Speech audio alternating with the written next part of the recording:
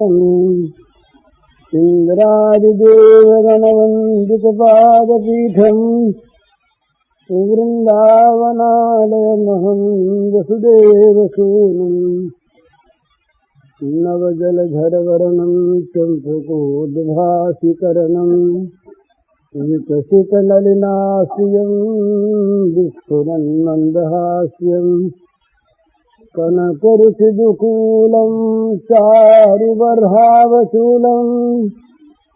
कमपि निखिलसारं नौमि गोपीकुमारम् वंशीविभूषितकरान्नवनीरदाभात् पीताम्बरादरुणबिन्दं फलाधरोष्ठात् पूर्णेन्दुसुन्दरमुखादरविन्दनेत्रात् कृष्णात् परं किमपि तत्त्वमहं न जाने। श्रीहरिः।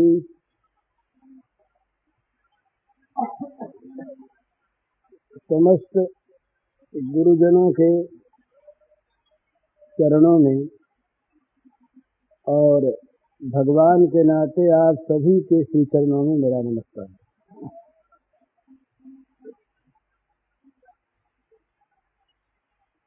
अभी बैठते ही मैंने विनोद में एक बात कही स्वामी जी से, तो स्वामी जी ने भी विनोद में उत्तर दिया, पर उत्तर है बड़ा मार्मिक, उपदेशप्रद, सीखने की चीज। मैंने कहा कि ये कुर्सी बड़ा अड़बड़ करती है, इन्होंने कहा कि स्वीकार की हुई है।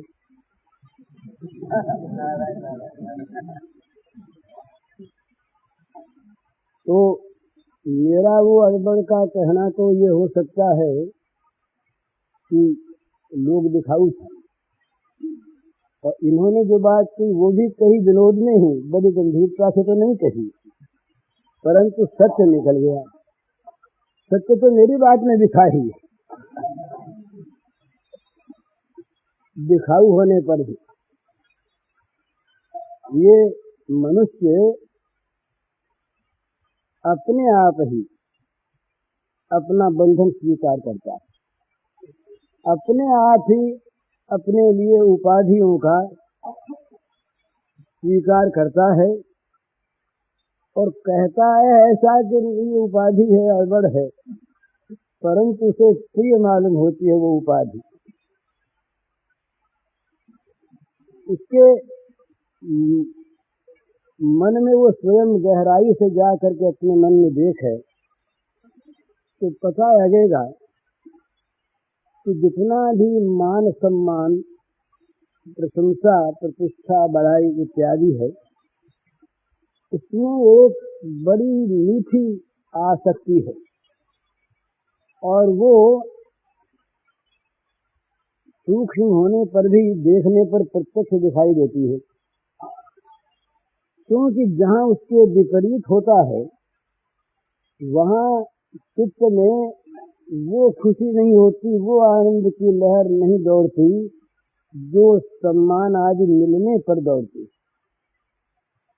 बहाना हम हजार बना सकते हैं कि लोग सुन नहीं सकते, इसलिए जरा लोगों को देखते रहें, ऊपर बैठे, बीमार हैं इसलिए ऊपर बैठे। केवल ऊपर बैठने की बात नहीं, तो मैंने उदाहरण के लिए कहा, नाना प्रकार के युक्ति तर्कों से मनुष्य अपनी दुर्बलता का समर्थन करना चाहता है। ये मनुष्य का स्वाभाविक दोष कभी घटा रहता है, कभी बढ़ा रहता है, पर इसमें है कि दुर्बलताओं को निकालने के लिए जितनी तत्परता नहीं होती, उनको छिपाने के लिए और प्रकट कहीं होती हो तो रूपांतर कर देने के लिए प्रयास चलता रहता। क्यों नहीं समझे? हमने ये काम इसलिए किया था। ये भी वहाँ कहते हैं कि जहाँ दोष सिद्ध होता है वहाँ पर, नहीं तो दो ही सिद्ध करना चाहते, पर यदि दोष सिद्ध हो गया तो वहाँ प्रकारांतर से अपनी दुर्बलता को ढकने के लिए हम कहते हैं आप समझे नहीं, इसमें ये कारण था। हमको जो गुस्सा आया वो असल में तो गुस्सा था ही नहीं, हमने तो एक उसके सुधार के लिए स्वांग रखा, पर कहीं वो स्वांग प्रकट हो जाए जिससे में कोई ऐसी क्रिया बन जाए कि जो स्वांग में नहीं होती, तो कहेंगे आप समझे नहीं इस बात। अरे हमने ये भी नाटक किया कि जिससे उसको मालूम हो जाए कि गुस्सा ही है, और ये भी जब प्रकट होने लगे तब कहेंगे भाई देखो गुस्सा तो आया जरूर, तो इसमें हमको गुस्सा दिलाने का कारण क्या था तो जाने तुम। इसने पहले हमारे साथ ये बातें की, किस प्रकार से बर्ताव किया, तो बताओ गुस्सा कैसे नहीं आता। हम पछताए तो बहुत पीछे, पर आ गया उसके दोस्त, हमारा दोस्त नहीं। इस प्रकार से महाराज मनुष्य अपने आप को धोखा देता रहता है और मन में उसे ठीक मानता रहता है। तो महाराज ने जो बात कही स्वीकार की हुई चीज है, ये बड़ी सुंदर बात। अगर अस्वीकार कर दे मनुष्य दोष को तो उसके पास दोष नहीं रह सकता। आत्मा यदि अस्वीकार कर दे, बड़ा सुंदर भाव। जब भगवान ने कहा अर्जुन से, गीता के बाद तो ये बताना कि मैं तो उड़ंत बात कहता हूँ, ये जब भगवान ने कहा अर्जुन से कि भाई वो बैरी तुम्हारे अंदर बैठा है जिसके कारण से पाप होते हैं, फिर महाराज जानते हैं पाप है, इच्छा नहीं है, पर वो करवा कौन रहा है। ये न प्रयुक्तोयम पापम चलति पुरुष अनिच्छन्नति, इच्छा न होने पर भी किसके द्वारा प्रयुक्त होकर ये मनुष्य पापाचरण करता है। तो भगवान ने सीधी सी बात कह दी कि तुम्हारे अंदर बैरी बैठा है, वो आसक्ति से रज से उत्पन्न काम है, वही क्रोध बन जाता है, इसका पेट कभी भरता ही नहीं, सारे पापों की वो जड़ वो अंदर बैठा। तो वहाँ कमजोरी से जो स्वीकार करता है वो भी आत्मा का बल न जानने के कारण करता है। कहीं कहीं मनुष्य कमजोरी से नहीं, इच्छा पूर्वक बुराई को स्वीकार करता है। तो अर्जुन के लिए बात तो नहीं इच्छा पूर्वक स्वीकार करने की चीज हो, पर संभवतः लीला से ही अर्जुन ने ये मान लिया हो कि भाई इससे तो पार पाना बड़ा मुश्किल, अंदर रहता है, इंद्रियों में रहता है, मन में रहता है, बुद्धि में रहता है, इससे पार कहाँ पाए, हम तो इससे नीचे। तो भगवान ने क्या नहीं, भाई तुम तो आत्मा हो, तुम जो हो ये मन इंद्रियों के बुद्धि के गुलाम नहीं। इंद्रियाणि पराण्याहु इंद्रियेभ्यः परम मनः मनसस्य परा बुद्धि यो बुद्धि परतस्तु सः, वो जो है वो बुद्धि से भी श्रेष्ठ है, वो तुम हो। एवं बुद्धे परम बुद्धवा संस्तभ्यात्मानमात्मनः जहि शत्रु महाबाहु काम रूपम दुरासदं। यदि ये शत्रु अर्जुन के द्वारा विजय प्राप्त करने योग्य न होता तो भगवान ऐसा उपदेश करते नहीं।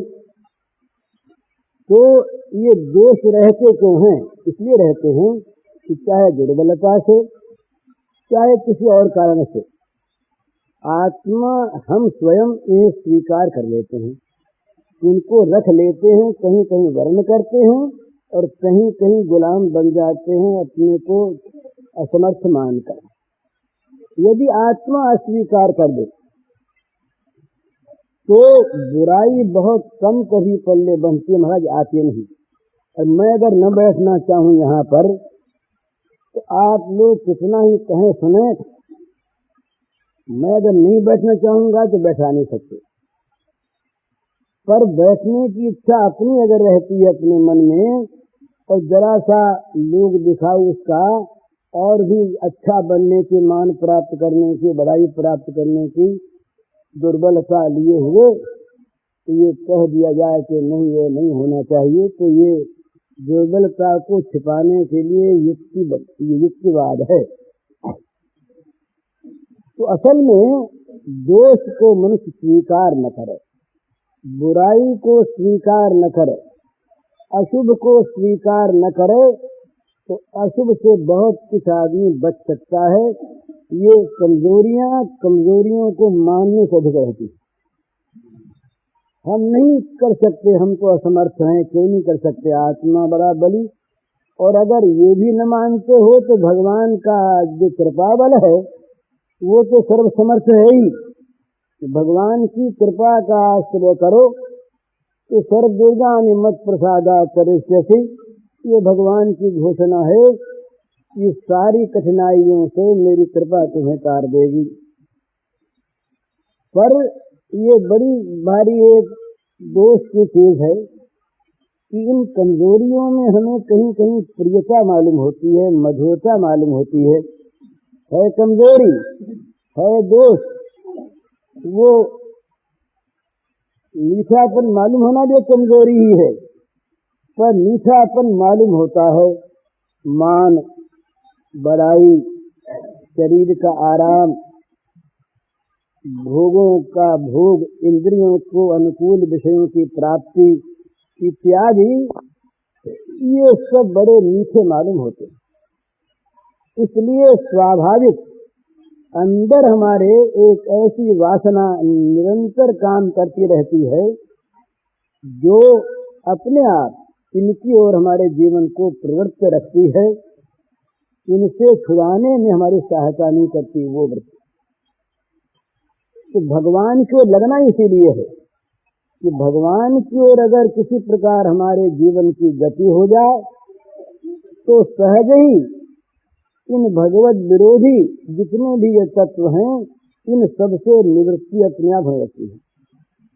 हम हिमालय की ओर चले तो गर्मी के देशों से अपने आप हमारी निवृत्ति होती रहेगी।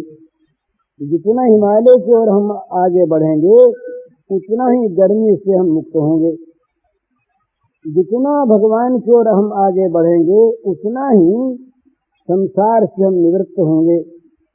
जितना ही भगवत विषय का हमारे जीवन में प्रवेश होगा उतना ही जगत हमारे जीवन से निकलेगा। तो ये स्वाभाविक बात है, जगत को जीवन में से निकालना हो तो भगवान को भरना शुरू कर दे। जहाँ भगवान जीवन में आने लगेंगे अपने आप जो दैवी गुण हैं, जो भगवान को प्रसन्न करने वाले आचरण हैं, उनका प्रादुर्भाव अपने जीवन में होने लगेगा। ये सब अंदर आने लगेंगे, मालूम होगा ऐसा। ये जिस प्रकार की साधना करते हैं उनको ऐसा बहुत बार भान होता है कि जैसे वर्षा की बूंदें आती हैं और वो अपने ऊपर गिरती हैं, पता लगता है कि बूंदें गिर रही हैं। जैसे हम गर्मी में जब ठंडा जल पीते हैं तो जल अंदर जाता है तो मालूम होता है ठंडक अंदर पहुंच रही है, शांति से मिल रही है, स्वाभाविक। इसी प्रकार से जब भगवान को चलने लगने पर भगवदीय गुण, दैवी गुण जब आने लगते हैं तो ऐसा अनुभव होता है कि मन आ रहे हैं, कृपा आ रही है, दया आ रही है, प्रेम आ रहा है, सत्य आ रहा है, अहिंसा आ रही है, त्याग आ रहा है, वैराग्य आ रहा है। ये जितने भी दैवी गुण हैं तो ये जब बढ़ने लगे तब समझना चाहिए कि हम भगवान की ओर अग्रसर हो रहे हैं। अपने को भक्त कह देना, प्रेमी कह देना, ज्ञानी कह देना, विवेक संपन्न कह देना, ये तो बड़ी सहज चीज है। हम दो चार उपाधि अपने नाम के सामने लिख दे, लगा दें, और कुछ भोले लोग और कुछ और तरह के लोग हमारे उन नामों को स्वीकार भी करने। ये जितने भी गुरु होते हैं ना, गुरु पर आक्षेप नहीं, आज के गुरु का जो स्वरूप है उसको देख कर ये बात कहनी पड़ती है कि उन गुरुओं से शिष्य अच्छे, शिष्य श्रद्धा पूर्वक अपने साधन में लगते हैं और गुरु तो अधिकांश में भोले लोगों से लाभ उठाते हैं। ये गुरुओं पर आक्षेप नहीं, क्योंकि मैं गुरु तो नहीं पर बिना नाम का गुरु तो बना बैठा ही हूँ, ये स्वीकार नहीं करना चाहिए, सच्ची बात है। मैं चाहे कह दूं उपदेश नहीं करता, आदेश नहीं करता, हुक्म नहीं देता, पर दे क्या रहा हूँ, कर क्या रहा हूँ। जब आदमी बैठता है किसी को उपदेश देने के लिए तो सबसे पहले इसमें एक बुराई पैदा होती है, अनिवार्य है कि मैं उपदेश देने योग्य हूँ और ये सब उपदेश के अधिकारी हैं, मुझसे नीचे, इनसे मैं ऊंचा नहीं, तो उपदेश क्या देता? प्रवृत्ति नहीं होती महाराज। अगर मन में ये अभिमान किसी प्रकार से प्रकाश में या प्रकाश में न हो, और जो सीखने की वृत्ति का हो विद्यार्थी, वो विद्यार्थी कहीं प्रोफेसरों की मीटिंग में जाकर उपदेश देगा क्या? अपने के छोटों के सामने तो भले कुछ बोलने की हिम्मत करेगा, और यदि अपने को छोटा मानता है, अपने को सीखने वाला मानता है, तो सिखाने की प्रवृत्ति में वो बैठेगा नहीं, उसे लज्जा आएगी, संकोच होगा। तो या तो बेहया आदमी हो, हम लोगों जैसा, मेरे जैसा, हम लोगों जैसा नहीं, वो बैठ जाए, लाज शर्म छोड़ करके जिसने पेशा बना लिया हो वो बैठ जाए, अथवा जो वास्तविक अज्ञान में हो वो बैठे, अथवा जो वास्तविक अधिकारी योग्य हैं, जिनका जीवन उपदेश दे रहा है। सच्ची बात यह है, उपदेशक का पद उसे मिलना चाहिए, जैसी बात वो कहता है वैसी बात जिसके जीवन में आ चुकी हो, जिसकी वाणी न बोले और जिसका जीवन बोले। गुरु मौनम व्याख्यानम शिष्या संचन्न संचया। मौन व्याख्यान में जो प्रभाव होता है वो प्रभाव वाक विलास में नहीं होता। वाणी तो नाटक में बड़ी सुंदर बोली जा सकती है, उसका अर्थ क्या? कुछ नहीं। जिसको शब्द का ज्ञान हो गया, भाषा ज्ञान हो गया, वो लच्छेदार भाषा में अपनी बात कह सकता है। इसका अर्थ ये थोड़ी हो गया कि वो चीज इसके अंदर है। जिसके अंदर जो चीज है उसी चीज का महत्व है, भाषा का कोई महत्व नहीं। तो उपदेशक का पद उसे मिलना चाहिए जिसके जीवन में जो बात वो उपदेश की कहना चाहता है वो उसमें आ चुकी हो, जीवन में आ चुकी हो। उसके जीवन से होगा मौन व्याख्यान, उसका जीवन बोलेगा, उसका जीवन बोलेगा, उसकी बाहरी क्रिया नहीं। और कौन से जो सच्चे लोग थे पहले उपदेश करने कौन जाते थे? ये आचार्य लोग पढ़ाते थे विद्यार्थियों को, वो अलग चीज। पर जहाँ तत्व की बात, वहाँ यदि किसी में जिज्ञासा हुई, जिज्ञासा वृत्ति जागी, वो समित प्राणी होकर गुरु के पास पहुंचा, जिज्ञासा प्रकट की, गुरु अधिकारी हुआ तो कह दिया मैं बताता हूँ, नहीं तो कह देगा वो गुरु इस विषय को मैं नहीं जानता, उसके पास जाए। ऐसे इतिहास मिलते हैं हमारे। और बताने वाले भी बड़ी सुंदर चीज है। कोई ऋषि ऐसा प्राय नहीं कहता कि ये मेरी ओरिजिनल बात है, इसे मैं ही कह रहा हूँ। वो कहे अमुक ने अमुक से कही थी, अमुक महात्मा ने अमुक से पूछा था, अमुक ने ये कही थी, तो वो उसका मैं अनुवाद कर रहा हूँ, उसे मैं कह रहा हूँ। कहीं भी अपने अंदर अभिमान का लेश नहीं रहना चाहिए। ऊंची से ऊंची बात कहे, पर वो भी कहे उन तत्वज्ञों के आत्मवचनों के आधार पर। बड़ा सुंदर था। लेकिन जिस तरह से ये चल रहा है आज, ये जिसके पास जो है नहीं वो देने बैठ गया।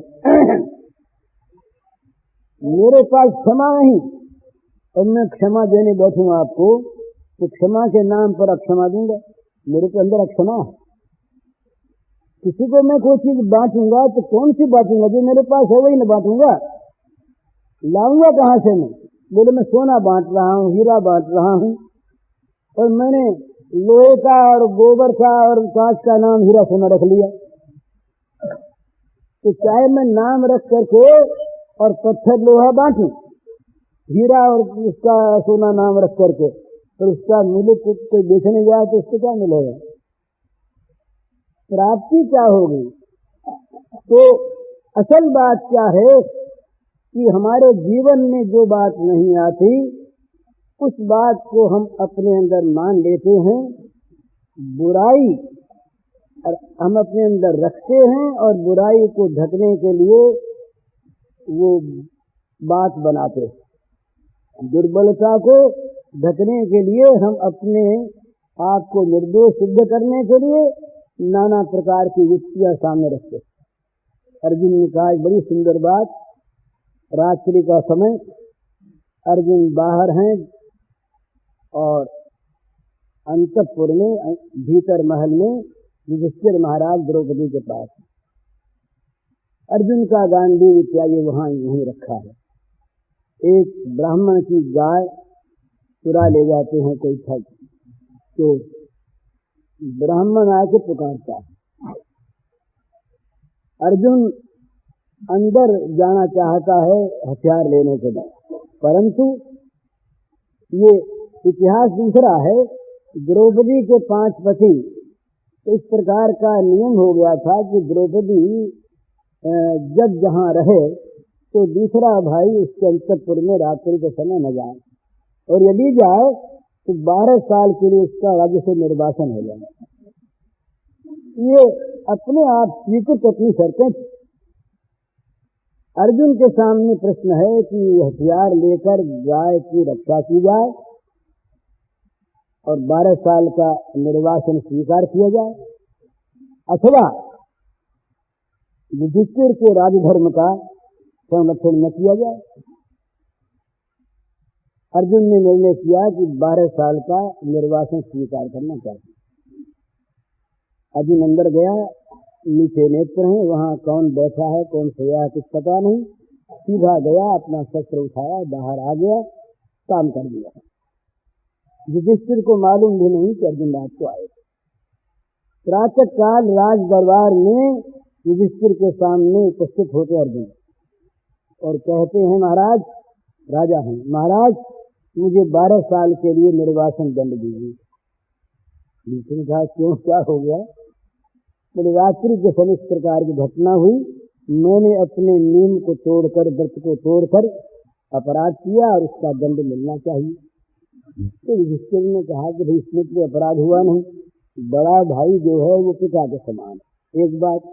दूसरी बात, तुम राजधर्म के लिए गए थे, तुमने तो रक्षा की उनकी राज्य के नियमों की, राज्य के व्रत की। तो वहां अर्जुन ने कहा कि महाराज युक्तिवाद के द्वारा अपने दोष को छिपाना अर्जुन जानता नहीं। किसी युक्ति को लेकर के दंड से बच जाए ये अर्जुन नहीं जानता, ये आपकी सिखाई हुई बात। तो कितनी बढ़िया बात।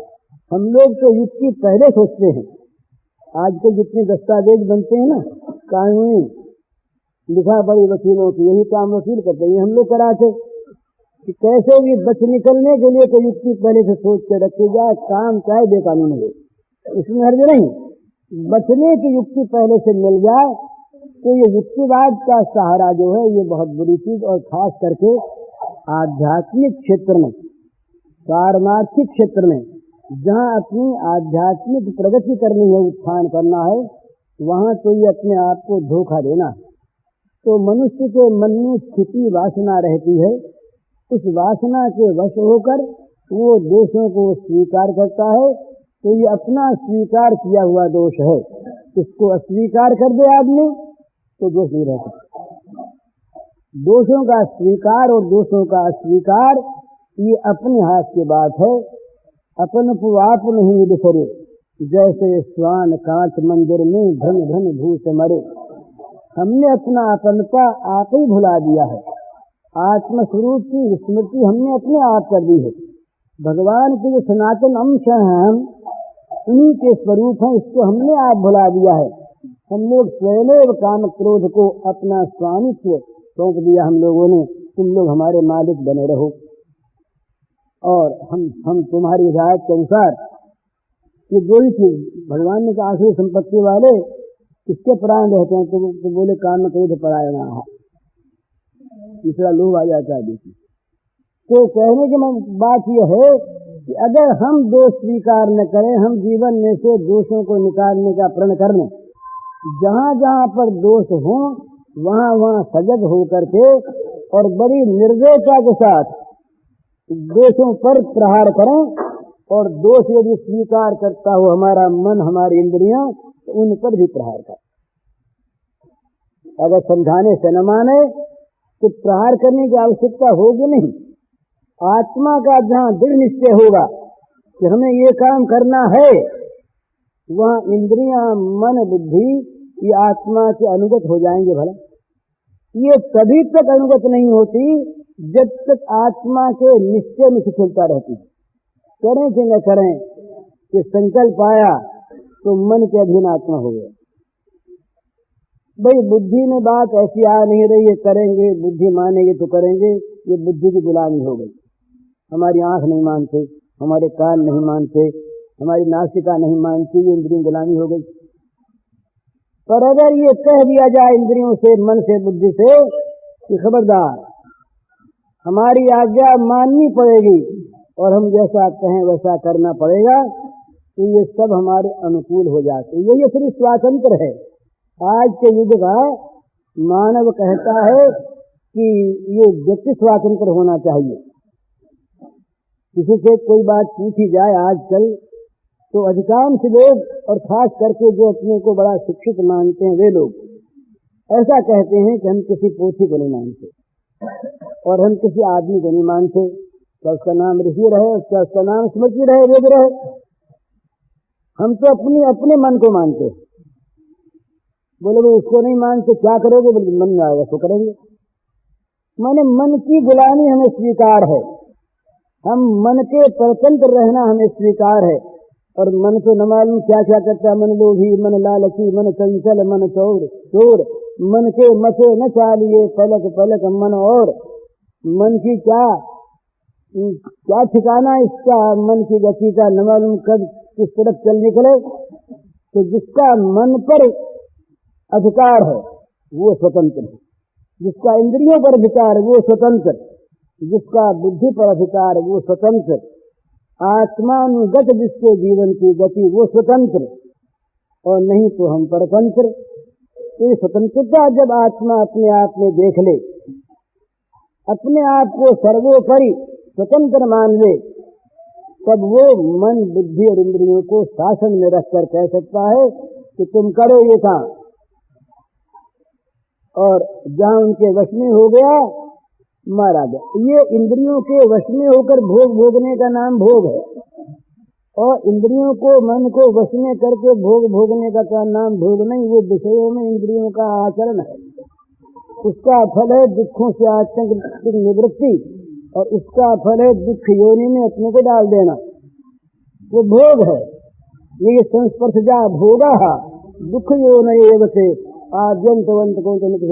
और यहाँ रागद्वेष विषयान इंद्रिय चरण आत्मवचिर आत्मा प्रसाद मधुगत प्रसादे सर्व दुखानाम हानिरसे जाए थे। तो आंख को हम थोड़ा इसकी आवश्यकता नहीं है, कान को बहरा करने की जरूरत नहीं, लेकिन आंख वही हमारी जाए जहां हम आंख को ले जाना चाहें। ये समझने की चीज है। हमारे कान वहां लगे जहां हम कानों को लगाना चाहें। हमारा मन उसी का स्मरण करे जिसका स्मरण हमें इष्ट हो। हमारी बुद्धि उसी का विवेचन करे जो आत्मा चाहता हो, आत्म कल्याण की चीज। और हमारी बुद्धि उसी मार्ग में हमको संचालन करे जो भगवान को ले जाने वाला मार्ग हो। इस प्रकार से आत्म स्वरूप की जागृति, अपने आप को पहचान लेना, हम कौन, दो ही चीज है, या भगवान के अंश हम हैं, भगवान के हैं, अथवा हम आत्मा हैं।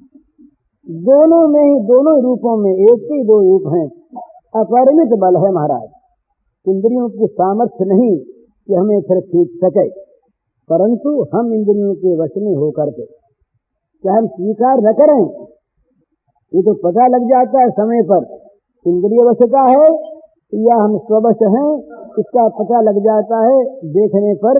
जहाँ इंद्रिय पर वशता है वहाँ इंद्रियों के प्रतिकूल विषयों की प्राप्ति होने पर क्षोभ होगा, नहीं स्वाभाविक क्षोभ होगा। पता लग जाएगा कि हम इंद्रियों के गुलाम हैं या इंद्रियों के मालिक हैं अपने आप। नहीं तो इंद्रियों की ताकत नहीं कि वो हमें असन मार्ग में ले जा सके। हम जाते हैं, हम स्वयं जाना चाहते हैं, इंद्रिया तो विचारी हमारे अनुगत होकर के।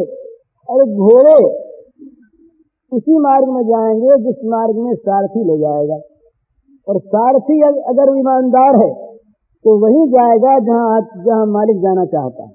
बुद्धि के सारथन बुद्धि मन प्रग्रह निवच इंद्रियां है, ये इंद्रिया जो है ये घोड़े हैं, बुद्धि ये मन प्रग्रह निवच मन लगाम है, बुद्धि सारथी है, आत्मा रथी है।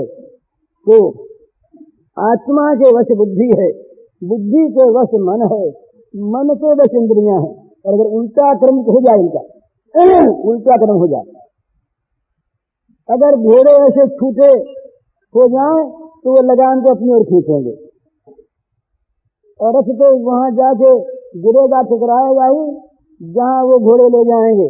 और बेचारा अंदर बैठा हुआ वो कहीं चोट वोट खा के घायल हो जाएगा, गिर पड़ेगा।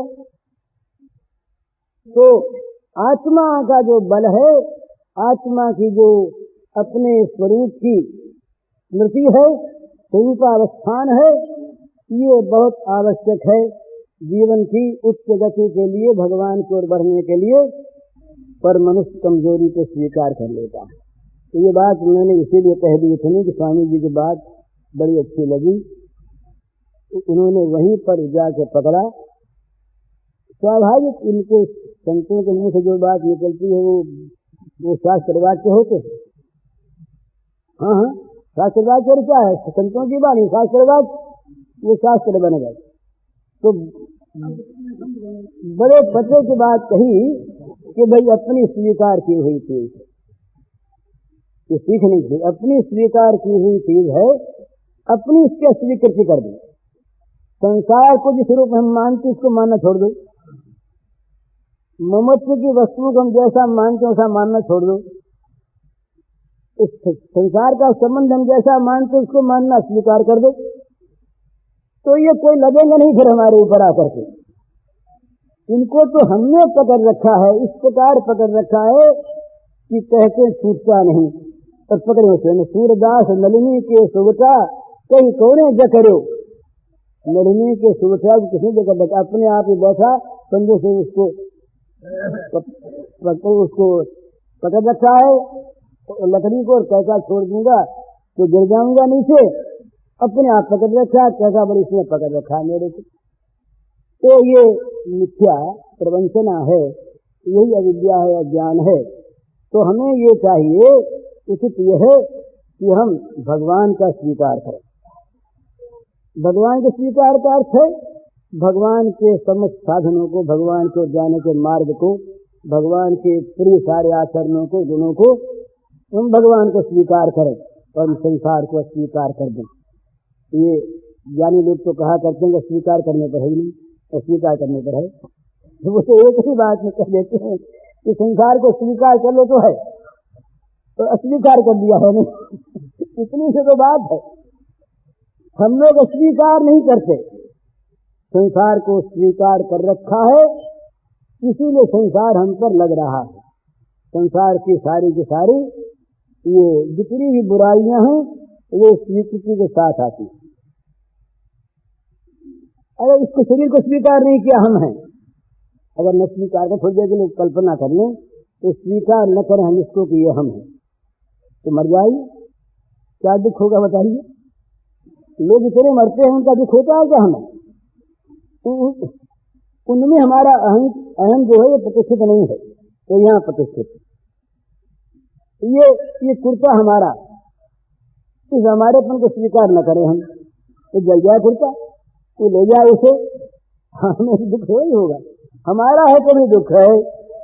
तो जगत की अस्वीकृति और भगवान की स्वीकृति, तो यही साधन का लक्ष्य है। वास्तविक संसार को हम नामंजूर कर दें, नहीं लेंगे, नहीं तुमको हम नहीं ग्रहण करेंगे। बोले हम तो आएंगे, बोलो आएंगे, तुम आओ कहाँ, तुम हो ही नहीं, हो ही नहीं तुम। बोले क्या, तो सब हमारे प्रियतम है, तुम नहीं हो, तुम्हारी जगह तो श्री कृष्ण नाच रहे हैं। अरे ब्रह्म का लीला विलास हो रहा है, कुछ भी कह दो उसे, तुम नहीं हो इस रूप में, मैं तो अब जाने वो संसार, बांध न सके मोह हरि के बल, प्रगट कपट आगार। तुलसीदास महाराज ने ठीक यही बात कही, प्रगट कपट आगार, तू तो कपट का घर है, मैंने तुझे पहचान लिया, तू मुझे अब नहीं बांध सकता, यहाँ आना मत मेरे पास। संसार को ललकार के कहते कि तेरी पोल खुल गई। तू जो बना बैठा था संसार संसार ऐसा ऐसा, अरे तू तो कपट का घर, कपट से बना हुआ था, तू है ही कहाँ असली का। और फिर कहा कि अगर यहाँ आओगे तो भैया देखो सब परिवार मारे जाएंगे। वहां जाओ जिनके हृदय में नंद कुमार न बसते। नंद कुमार का कुछ राज एक मोहक चीज है ना, बड़ी सुंदर भावना है। वो ऐसा हृदय का धन है, इस प्रकार से वो हृदय के साथ अपने सौंदर्य माधुर्य को लेकर चिपका हुआ है कि उसके सामने किसी और मन जाता। इसलिए तुलसीदास जी नंद कुमार कहा मैंने पत्र जी, हृदय नंद कुमार।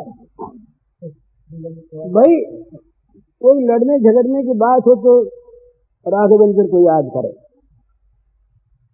और जहाँ मोहित बने रहने की बात हो दूसरे की ओर आंख जा ही नहीं तो नंद कुमार को याद करो। वो ललित करभंग, वो श्याम सुंदर नवनील घन श्याम चिकिपुच्छधारी, वो जब हृदय में आकर के अपना डेरा डाल लेता है तो सारे सौंदर्य माधुर्य की ओर से आंखें मूंद जाती हैं, इसमें बस लग जाता है। तो जगत का मोहक रूप कहीं सामने रहता ही नहीं, आता ही नहीं। आदमी भयानक से तो डर करके बाध्य होकर के इसके अधीन होता है। भयानक से इतना डर नहीं है, अगर बाध्यता न हो भयानक को छोड़ दे। पर जहाँ मोहन रूप है, मोहकता है, वहां तो बरबस जाता है इसमें जाकर संलग्न होने के लिए। यदि कहीं सचिंगे को उस दीप की गोच में सौंदर्य न दिखे तो क्या वो जल मरने को जाएगा? वो जो जाता है दीपक की गोची में जो झलमलाहट, उसका सौंदर्य उस फतिंगे को खींचता है और वो उड़कर जबरदस्ती जाता है उसके अंदर जल मरने के लिए, भुन जाने के लिए। क्यों जाता है? वो सौंदर्य विमोहित है। तो जगत का जहाँ सौंदर्य विमोह है, जगत की जहाँ सौंदर्य विमोहकता है, वहां अगर इसके सामने तो ऐसी चीज आ जाए दूसरी जो उस मोह को भी मोह ले। इसीलिए भगवान का एक नाम श्री कृष्ण का मनमथ। मनमथ सारे संसार के मन को मथन करने वाला, जो सारे संसार की आंखों में अत्यंत सौंदर्य माधुर्य का मूर्तिमान रूप मनमथ, उस मनमथ के मन को मथन कर डालने वाले श्याम सुंदर का सौंदर्य माधुर्य है।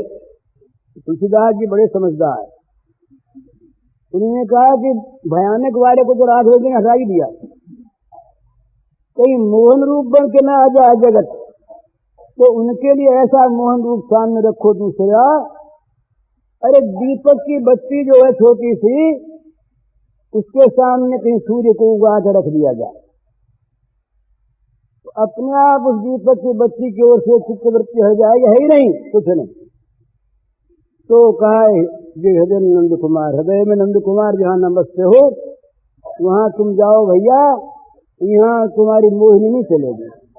ये तो मोहिनी मोहन हमारे पास है, सारी माया को विमोहित करे जिन्होंने,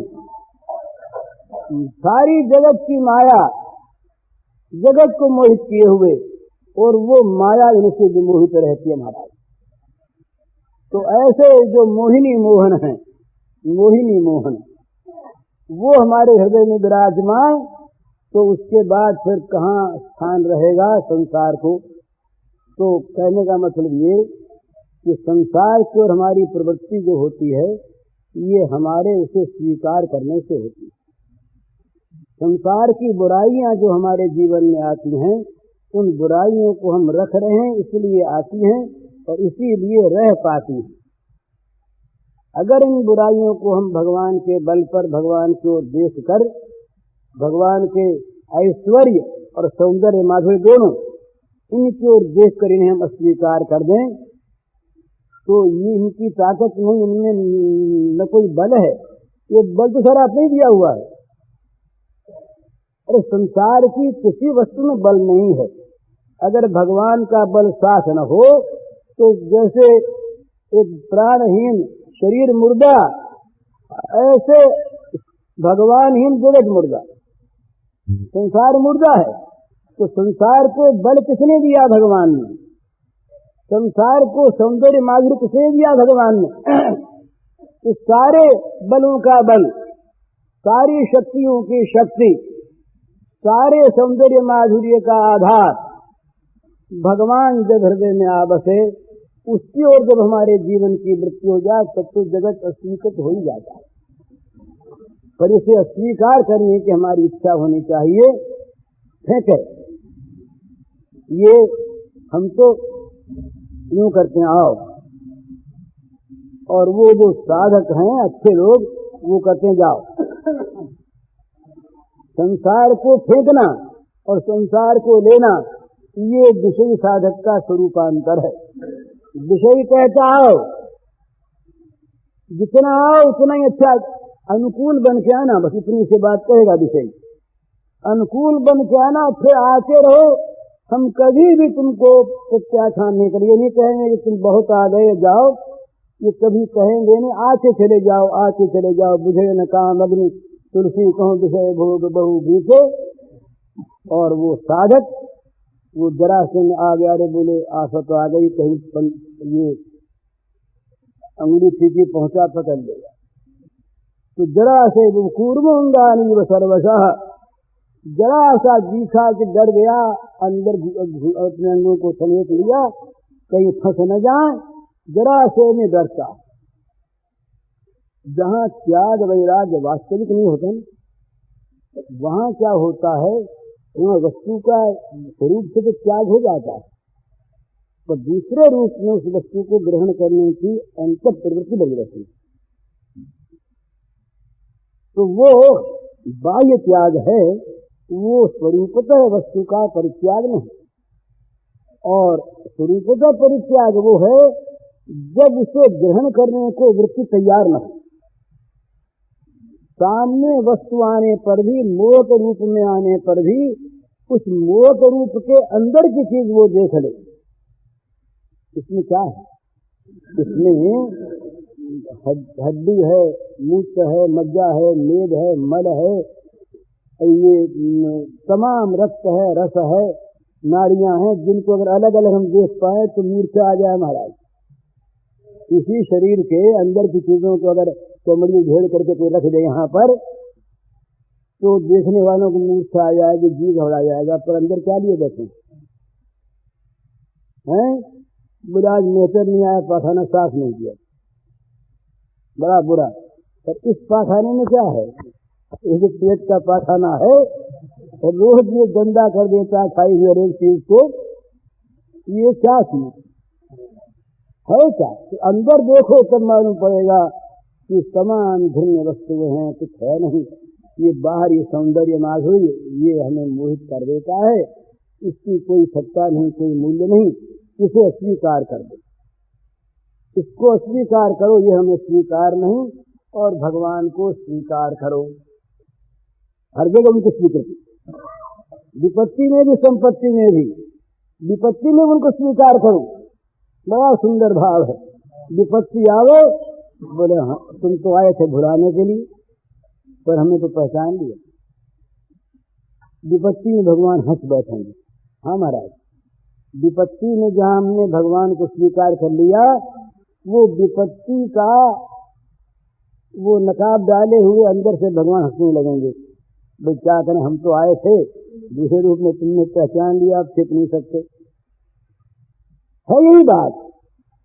प्रत्येक विपत्ति में, संपत्ति में, स्थान में, परिस्थिति में, क्रिया में, प्राणी में, पदार्थ में निरंतर सदा सर्वदा सर्वत्र वो भगवान भरे। उनको स्वीकार करो और उन बाहरी रूप को स्वीकार कर दो, तो अंदर से वो झांक करके कहेंगे भाई तुमने ठीक देख लिया, तुमने ठीक देख लिया, तुमने अंदर की चीज को पहचान लिया। बस अब तो तुम हम रह गए। जहाँ पहचाना भूल मिटी, ये सब सामने आ गई। ऐसा कहते हैं वेदांती लोग कि भूल होती है स्वाश्रित, अपने आश्रय में भूल रहती है, जहाँ भूल को भूल माना गई भूल नहीं रही। तो जहाँ हमने जगत के बाहरी रूप को अस्वीकार किया, अंदर तो भरे हुए वो हैं ही भगवान। तो निरंतर भगवान का स्वीकार और निरंतर जगत का स्वीकार, इस प्रकार की वृत्ति हमारी होनी चाहिए। ये साधना के वक्त, और जहाँ कहीं दोष दिखे वहाँ यही मानना चाहिए कि दूसरे का किसी का दोष नहीं, ये हमारी स्वीकृति का फल है, हमारा स्वीकार किया हुआ ये दोष है। ये स्वामी जी के सूत्र की व्याख्या है। तो अपने मन में ये बात तय कर लें कि हम तो जो हैं ये बस भगवान के लिए ही हैं, भगवान हमें सर्वत्र स्वीकार और भगवान का कृत सर्वदा अस्वीकार। तो जगत ये जगत नहीं रहेगा, भगवान रहेंगे और हमारा जीवन भागवत जीवन हो जाएगा। अच्छा तो दिखाई दिया वो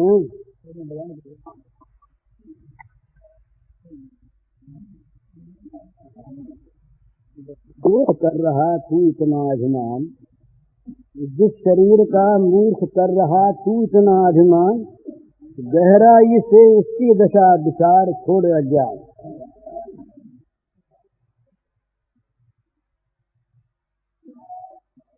ये एक प्रबोध है। जिस शरीर का मूर्ख कर रहा तू इतना अभिमान, गहराई से उसकी दशा विचार छोड़ अज्ञान।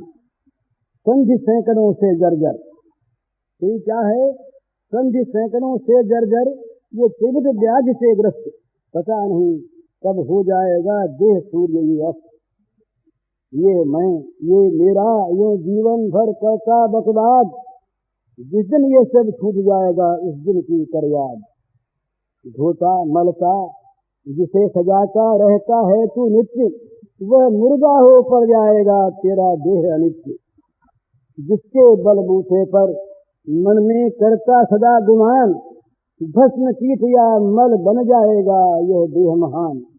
विषय मोहरत पाप निरत रहता तू सदा विभोर, हंसते तेरी बजर मूर्खता पर यम किंकर घोर। गर्व कर रहा नाम रूप का भूल रहा भगवान, मिट जाएंगे ये बिगड़ेगी तेरी सारी शान। अब भी तेज मोह को सजदे भजले तू नगनंद, जन्म सफल हो जाएगा पाकर विशुद्ध आनंद। तो इस प्रकार से देह को देखे, शरीर क्या है? ये चमड़ी का सिया हुआ, कितनी सी सीवन इसमें है, सैकड़ों संधियां इसमें है, जर्जरित है, बिल्कुल त्रिविध व्याधि से ग्रस्त है। और पता नहीं ये कब अभी अभिमान है बड़ा ऐसा मैं क्षण भर के बाद नष्ट हो जाए, ये मैं, ये मेरा, ये सब छूट जाएगा, बस मरा प्राण निकले कि सब मैं मेरा नष्ट हो गया। बड़ा ये शरीर मेरा बड़ा पवित्र, कोई छू न जाए, धोता है मलता है, न मालूम क्या क्या करता है, सजाता है। ये मुर्दे को सजाना जो होता है ना, मुर्दे को सजाना और पाखाने पर रंग रोगन करना, यही चीज है। देह सजाने का अर्थ है पाखाने पर रंग रोगन करना और मुर्दे को माला पहनाना सजाना है। क्या ये जड़ प्रकृति की जो बनी हुई वस्तु है, ये सारी मुर्दा, और अंदर भरा हुआ क्या है? सारा मलमूत्र आदि विकार। इसको सजा के आदमी मानता है मैं सुंदर हो गया, पर जहाँ ये गिरा इतनी सुंदरता आवेगी, इतनी भयानकता आवेगी कि घर के लोग डर जाएंगे बाबा। और एक बात याद रखने की है तो मजाक की बात पर सच्ची बात, तो मेरा इतना छिड़ जाएगा, मर गया घर का मालिक, कफन चाहिए। बोले भाई घर में सजने से तो बहन आता है, पेटी नहीं खोलेंगे। बाजार से कफन की दुकान खुली हो तो ले आओ, तो दुकान तो भी नहीं खुली। बोले जरा बाट देखो, खुलवाओ। अरे घर में जो पेटियां भरी हैं उनकी वो जिसके मालिक थे, बोले वो अब नहीं, घर में से देंगे तो बहम आवेगा कहीं दूसरा न मर जाए, सब मरेंगे ही। पर जिस घर पर स्वामित्व था उस घर की 2 गज की कपड़े की मिल्कियत उसकी अपनी नहीं, इस पर उसका ये प्रथा इसीलिए बड़ी सुंदर प्रथा है कि मरने वाला तो गया, रहने वाले जान ने अपने आप ये बचाव करके यही दशा हमारी होगी, 2 हाथ कफन घर से नहीं मिलेगा, इतनी ममता छिन जाएगी। क्या क्या मजाक है कि हमारा सब है, हम लिए बैठे, हमारा सब हम करते हुए रात दिन बकवाद करते हैं, रात दिन लड़ते झगड़ते, ये मेरा, ये तेरा, मेरा रहे, तेरा नष्ट हो जाए और ये मेरा भी नष्ट हो जाएगा तो तेरे लिए तो रहेगा ही नहीं, न मालूम कौन भोगेगा, न मालूम क्या होगा। तो ये शरीर की हमारी दशा, इस पर हम अभिमान करते हैं। ये शरीर, ये हमारी वाणी, ये बुद्धि, संसार में किसकी ताकत? एक सज्जन व्याख्यान दे रहे थे, संसार में किसी की ताकत नहीं जो हमारा विरोध कर सके, जो हमारा सामना कर सके। जोर से बोले, हार्ट की बीमारी थी, हार्ट से ले गए, किसी की ताकत नहीं हमारा सामना कर सके, यूं बोलते हुए गिर गए, मर गए। अब बाकी जो हम लोग बचे उनको समझना चाहिए कि यही तो दशा हमारी है, और है क्या? है क्या? हम चाहे कितनी अपने ताकत की घोषणा करें, सारी ताकत हमारी नाताकती को ही बता रही है कि तुम बेमतलब इतना गूंज रहे हो, तुम्हारे में है क्या, तुम कर क्या सकते हो। बिल्कुल नादानी के ये तुम्हारे शब्द हैं, भूल के शब्द हम यूं कर लेंगे, उसने यूं कर दिया, उसका हम बदला लेंगे। बदला लेने के पहले ही मौत ने तुम्हारा बदला ले लिया तो क्या होगा बताओ? तो ये सब प्रमाद, ये हमारा सब का सब भूल का काम, इस भूल से बचें और भगवान को याद करें, भगवान में लगें, ये हमारे लिए सर्वोत्तम कार्य है करने का। तो इसमें वही बात, वही पहली बात, वही अंतिम बात कि हम भगवान के अतिरिक्त अन्य सबको अस्वीकार कर दें, दोषों का स्वीकार करना छोड़ दें तो सारा काम बन जाए। हरिओम तत्सत। आए नहीं आए। पूज्य श्री भाई जी के इस प्रवचन का शीर्षक है स्वयं में दोष को स्वीकार न करें। इसका कैसेट संख्या है 126। यह प्रवचन पूज्य श्री भाई जी ने गीता भवन स्वर्गाश्रम में 27 अप्रैल 1960 को दिया था। जय सीताराम, जय